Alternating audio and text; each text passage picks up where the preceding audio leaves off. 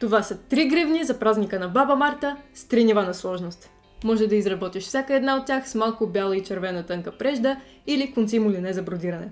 Ще ти покажа как, една по една, от най-лесната до най-заплетената. Pun intended. Тази гривничка се състои само от 2 конеца. Тук аз използвам тънко синтетично въже. Може да видиш как изглежда и каква е неговата дебелина, около 3 мм. Аз бих казала, че такава дебелина на конеца е оптимална. Може да се направи и с по-тънки конци или шнурчета, с по-дебеле вероятно ще стане твърде тромаво, а това според мен е отлично.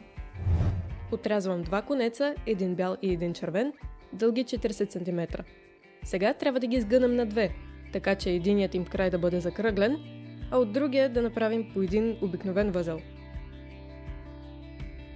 В това положение сложи закръгления край на единия конец под другия. Огъни го нагоре, така че да го обгърне, и го остави върху свободните краища на същия конец.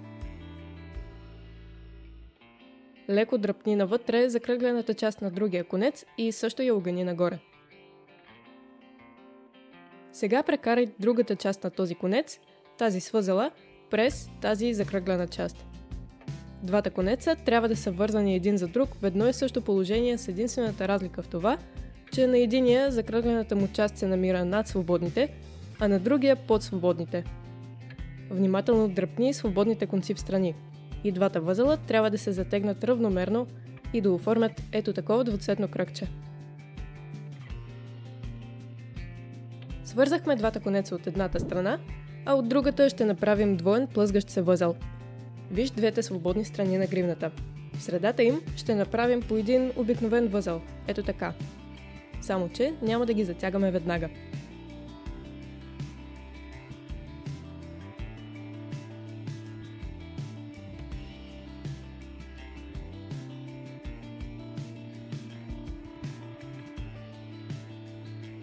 Постави краищата на червения конец вътре в отворения бял възел и внимателно го затегни, като дръпнеш страни двете двойки бели конци.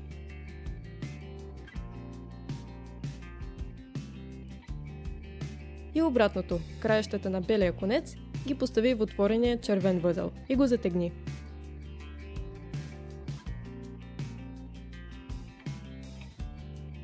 Провери дали възлите са достатъчно здрави, че да държат връзките и да им дават да се плъзгат свободно. Готово? Това е една лесна, бърза и интересна регулируема форма на мартеничка. Тази гривничка се прави с плоски квадратни възли от техниката макраме. Отново използвам същото въже, но мисля, че тук може да се вземе и по-тлъста прежда, и по-тънки конци или шнурчета. Най-добре е обаче да се използва плътен материал. Трябват ни по един червен и бял конец с дължина 70 см, два червени или бели конеца с по 35 см и по един червен и бял конец по 20 см. За сега ще използваме само тези с дължина 70 и 35 см. Тези дълги 35 см ги връзвам с обикновен възел от едната и от другата страна.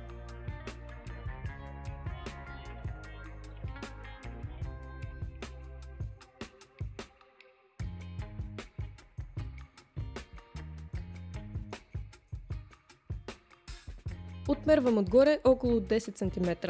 Те трябва да ни останат свободни на този етап. Взимам двата конеца с по 70 см и ги слагам при другите под тези свободни 10 см.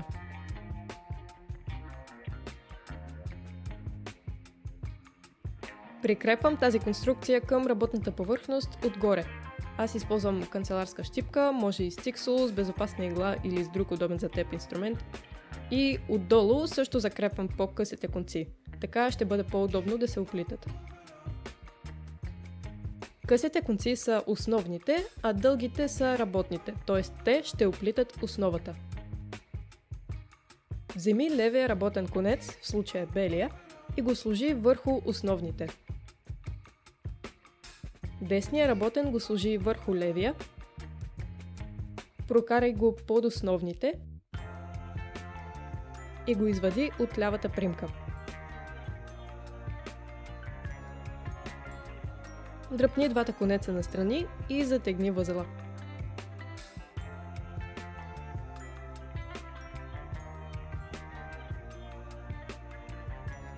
Сега направи обратното. Същия бял конец, който в момента е отдясно, го сложи върху основните, а този, който е отляво, върху него. Прекарай го под основните, извади го от примката и затегни.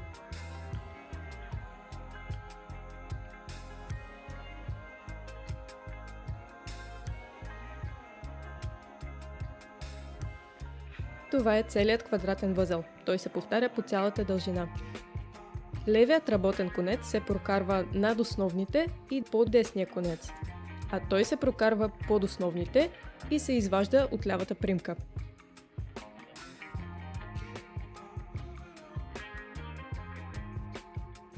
Сега десният конец се слага върху основните, а левият върху него, под основните и се изважда от дясната примка. Затегни го.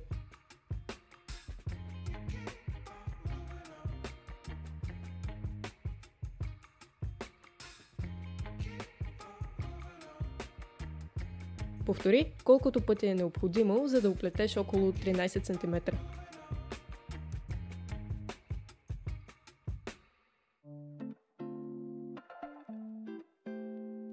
Винаги започвам възлите с белия конец и той е този, който минава над основата, докато червеният го увива. Важно е винаги да започваш от един и същи конец и да редуваш двете посоки на плетенето.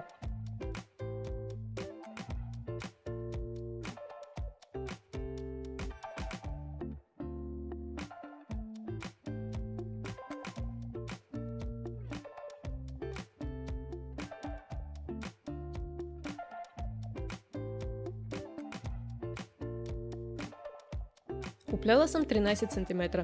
Тези работни конци няма да ми трябват повече, затова ги отрязвам и лекичко ще загоря крайчетата им, за да не се разплетат възлите.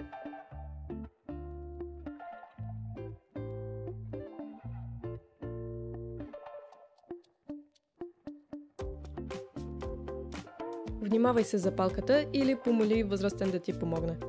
Предполагам, че за същата цел може да стане и лепило.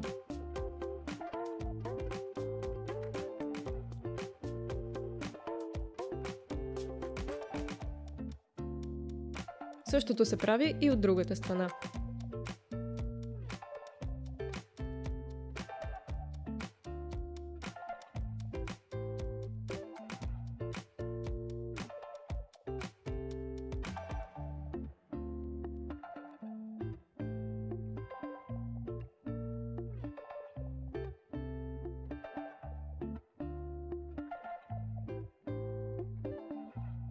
Сега огъвам гривната и много внимателно слагам 4-те свободни конеца заедно. Те пак ще ни послужат за основа, а работните ще са двата конеца по 20 см. Свързах ги с обикновен възел от единия им край и сега ги слагам под основните. Тази част е много неудобна, понеже така е трудно гривната да се прикрепи някъде и вместо това, поне в началото, всичко трябва да се удържа с пръсти. По същия начин, вземи белия конец и го сложи върху основните, а червения върху него, под основните и го затегни през примката отляво.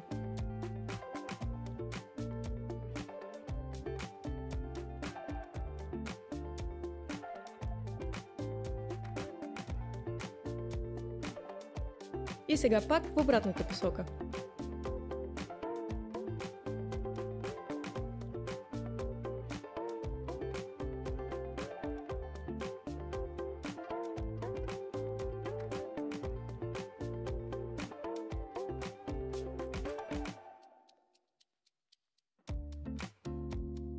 Това е същият квадратен възел и сега трябва да го повториш още няколко пъти, за да оплетеш около 2-3 см. Те ще изградат плъзгащата се, регулираща част на гривната.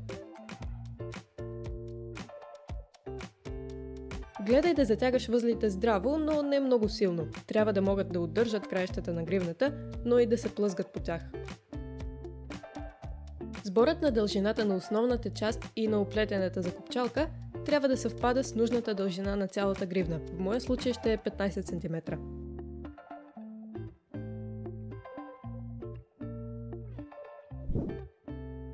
Накрая развързвам възела, който бях направила на двата водещи конеца, отново срязвам излишното и загарям краечетата.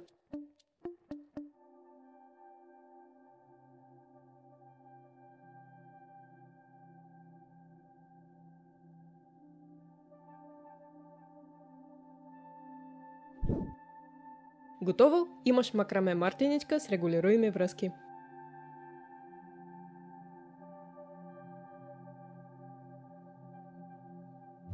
Гривни на приятелството. Сърцето на този канал. Те имат нещо общо с макрамето, като материалът и оплитането на един конец с друг, но все пак е малко различно. Тази гривна се плете с техниката на нормалното плетене по ето тази схема. За момента няма да навлизам в дълбокото, а просто ще ти покажа как да си я направиш, без да е нужно да разбираш какво са те и как се четат. За такава гривна най-подходящи ще са по-тънки конци, като молине за бродиране. Аз ще използвам кроше.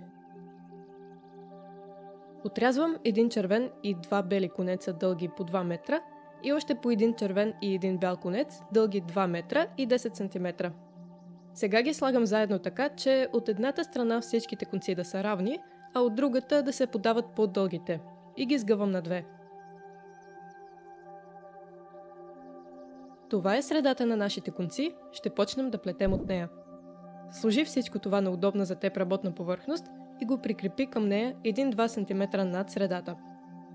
Подаващите се краища на двата дълги конеца трябва да са отдолу. От снопчета конци отдели двата по-дълги. Те трябва да застанат от лявата страна. С дясната ръка вземи един от тях и го кръстосай с снопчето от дясно, ето така.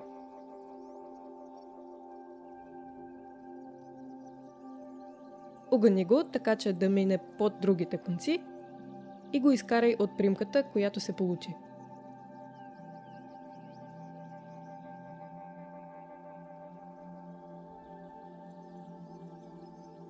Сега този конец премина от дясната страна. Пак го взимаме, вече е с лявата ръка, и пак го слагаме отгоре на другите, без втория по-дълъг конец. Огъваме го, прокарваме го под другите и го изваждаме от примката.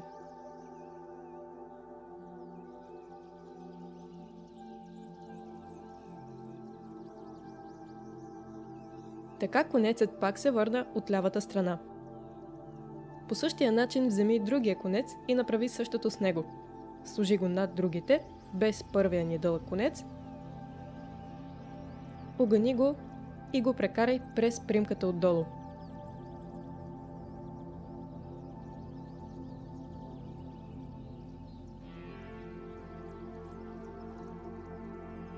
Сега в обратната посока. Сложи го над другите, под тях и през примката.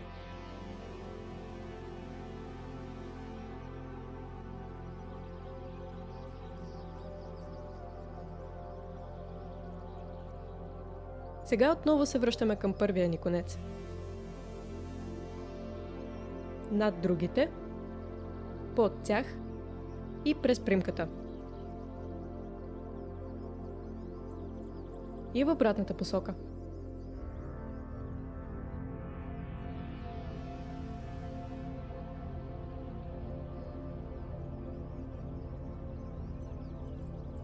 И втория. Над другите, от тях и през примката.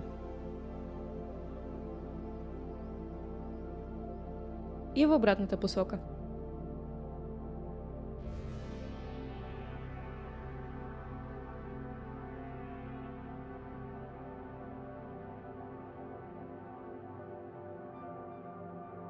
И втория. Над другите, под тях и през примката. И в обратната посока.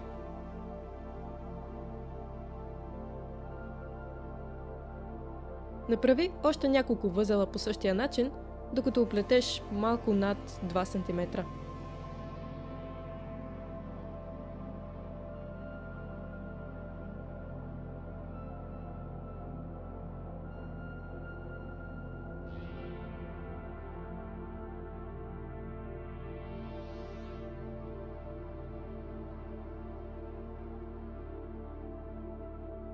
Свали всичките конци и ги сгъни на две. Това, което оплетохме току-що, ще оформи примка, с която ще завързваме нашата мартеничка. От тук нататък можем да плетем самата гривна. Прикрепи примката към работната повърхност така, че свободните конци да са ти долу. Сега трябва внимателно да ги разпределиш така, че да се разполагат в следния ред. Червено, бяло, бяло, червено, бяло, бяло, червено, бяло, бяло, червено. Това е тяхната начална позиция, от която ще ги свържем. Тя се вижда и от схемата.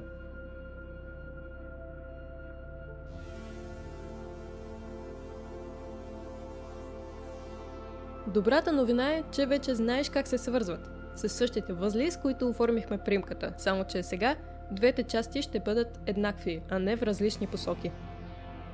Първите два конеца се свързват с възел вдясно, т.е. левият червен конец минава над десния бял, огъва го и излиза през примката. Това е само едната част на възела, а втората е същата.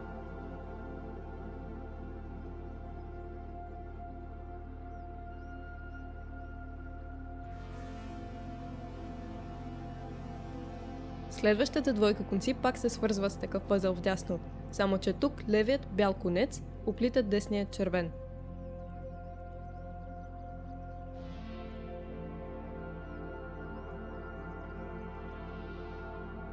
Задължително правим едно и също движение два пъти, за да затегнем възела добре. При следващата двойка и двата конеца са бели и се свързват с същия възел вдясно. Конкретно този възел, който е и първият централен в цялата схема, е особено труден, защото трябва да съедини двете части на примката. Възелчето трябва да се образува точно под тях. Затова след като затегнеш хубаво първата половина на възела, го натисни с пръст, докато направиш и другата половина. Това ще помогне на възела да задържи формата си. При следващата двойка стрелката сочи вляво, което означава, че десният бял конец ще мине над левия червен и ще го обгърне отдолу.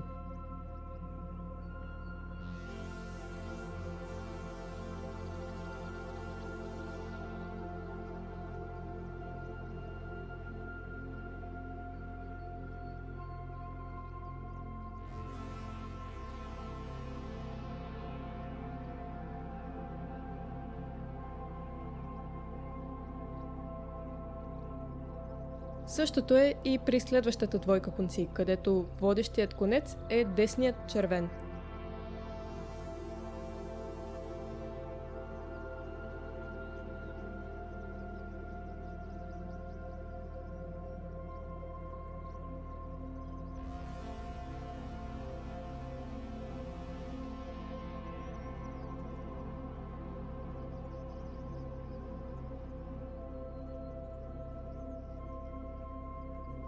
В следващия ред пак ги свързваме под двойки, само че без крайните два конеца. Тях ги оставяме на страна и за сега не ги пипаме.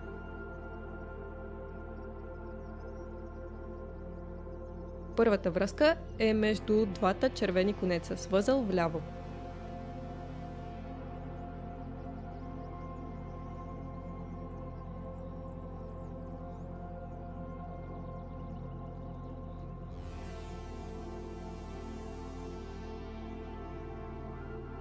Пак казвам, че задължително оплитаме всички възли на два еднакви етапа.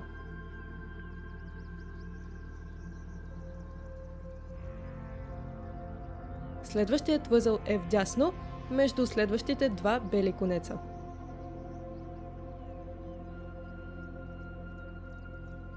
Следващият е вляво, между следващите два бели конеца.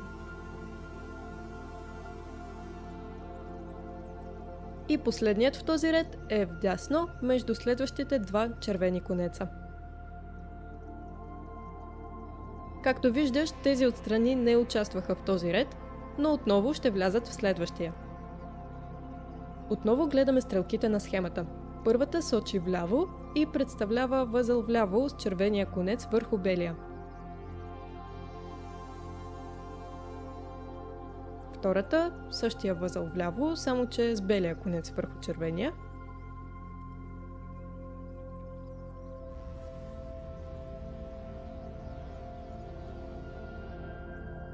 Третата възел вдясно между двата бели конеца. Четвъртата възел вдясно с белия върху червения. И петата пак възел вдясно с червения върху белия. И пак оставяме на страна двата крайни конеца и следваме стрелките в четвъртия ред. Вляво, вдясно, вляво и вдясно.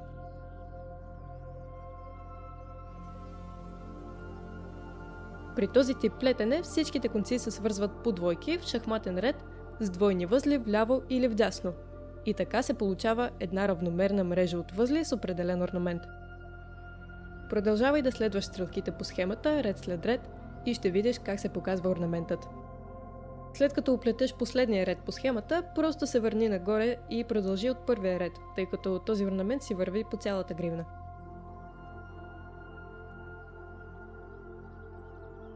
Ако искаш да разбереш повече за този тип плетене, заповядай в моя канал.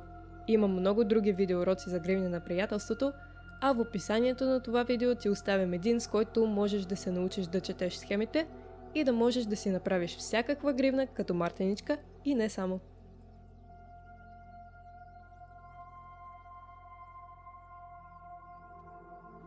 Като оплетеш нужната за теб дължина, раздели всичките 10 конеца на две еднакви части и направи две връзки за гривната. Аз ще направя мънички усукани въжета. Във всяка от двете части по-отделно усуквам 2 и 3 конеца вдясно.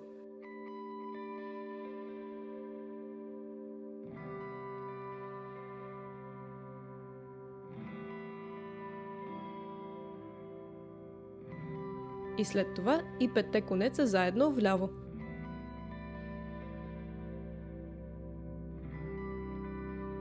Накрая завързвам един възел и абсолютно същото правя и с другата част на конците.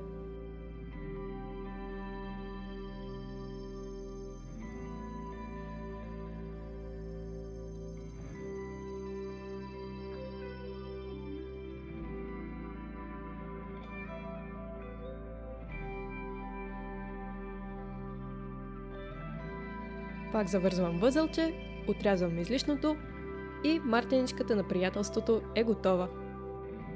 Връзва се с вдяване на едната връзка в примката и обикновен двоен възел.